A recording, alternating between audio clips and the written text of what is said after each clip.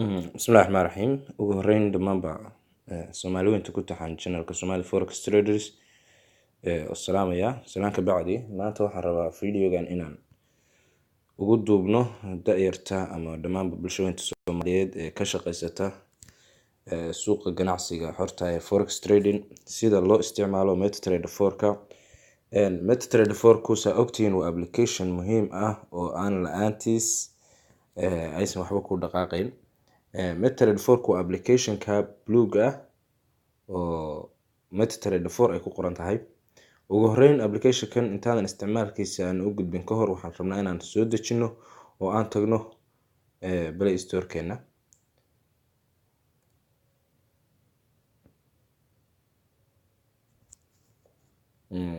Waxaan rabnaa application inaan soo dejino ka bacdi aan barano sida loo isticmaalo MetaTrader 4ka. MetaTrader 4 kaas MetaTrader 4 demo account MetaTrader 4 kaliya igu qor. MetaTrader 4 waa kaas application kaas Play Store-kaaga kala soo degaysa halkaas install baa dhahaysa aniga hadda uu soo degsan yahay open baan dhahayaa open markaad tiraahdid saas isugu soo ka furaya aniga hadda waa ii furan yahay waxaan rabaa marka aad la soo degtid waxaa ka furanaysaa demo account intaan real account ka furan demo account waxa weeye waa account fake ah ama aan run ahayn oo qofku intuusan real account ka samaysan uu ku sii tababaranayo ama uu lacag been ah uu ku sii samaynayo marka sidee baad u furanaysaa account-kaas demo account-ka saddexda dhibcood baad tagaysaa manage account meesha ay ku qoran tahay baa ku dhufanaysaa ka bacdi calaamadda plus-ta baa ku dhufanaysaa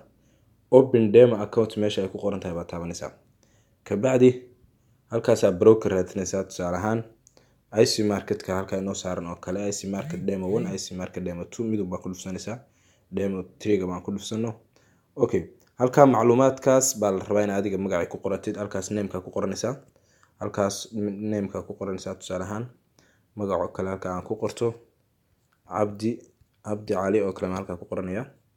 halkan number-kayga ay ku qoran halkan email-ka ku qoranaysaa halkan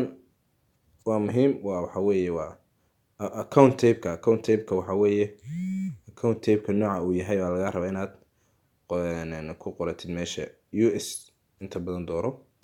account type-ka ICM/ECN/USD leverage-ka inta badan waxa ka dhigataa 1.5 ka dhigo lacagta deposit-ka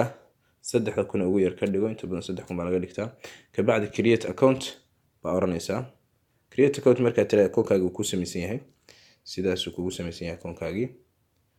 sidaas account-kaaga kugu samaysan yahay Abdi Ali ku dhufo marka aad ku dhufatay halkaas aad tagaysaa waa ka aragtaa balance-ka kugu jira waxa weeye waa 3,000 waxaan rabnaa hadda inaan sii barano gudaha maxaa ku sii jira halkan marka aad timaado waxaan rabaa lacagaha sarka waxa kugu jira 7 lacagood kaliya kugu jira 6 lacagood kaliya kugu jira waxaan rabaa lacagihii kala dhan inaad soo gashatid blasta taabanaysaa meesha ay forex miners ku qoran tahay baa ku dhufanaysaa forex miners tan u sareysa crypto 2 meesha ka hooseysa forex miners ku qoran tahay baa taabanaysaa ka bacdi waa kuwa lacagihii oo dhan mid walba waa ku dhufanaysaa automatically iyada meesha soo gelisa dhammaantood waan ku dhufanayaa si ay ugu soo wada galaan waan ku dhameynayaa ilaa ta u dambeysaan ku dhufanayaa ka bacdi account-kayga ku noqonayaa waa aragtaa lacagihii oo dhan baa igu jira okay haddaba marka suuqi soo analyze garaysatid tusaale halka waa chart-igi uu ka tusayaa lacagihii waa chart-igi suuqa shaxankiisa la soconayd hadda euro USD way halkaas halkan indicator-kan RSI baa la dhahaa okay shaxanka iyo dhammaantood waxa uu gudbeynaa sideen u sharxi lahayn suuqa analysis-kiisa iyo waxaas oo dhan laakiin maanta muhiimadan waxa weeye inaad baratid guud ahaan sida loo isticmaalo MetaTrader 4ka okay lacagiiba halka kugu jira lacag baa ku dhufanaysaa tusaale ahaan ta u sareysa AUD USD aan ku dhufanaya marka aad ku dhufatid marka aad rabtid suuqan inaad gashid new order baa leedahay new order marka aad tiraahdid waxya 4 qodob baa ugu muhiimsan oo la rabaa inaad hadda shaashada ku buuqato ka baratid 4 qodob ugu muhiimsan waxa weeye lambarka halkaas 0.02 ga madowga ugu sareeya muxuu yahay lambaradan 4 0 ee bidixda xiga maxay yihiin 5 0 ee midigta xiga maxay yihiin bay iyo selka hoosta ku yaalana maxaa loola jeedaa okay intaas ku soo gabagabeynaa kaas ugu sareeya waxa weeye waa lot size-ka aad suuqa rabtid inaad ku gashid lot size-ka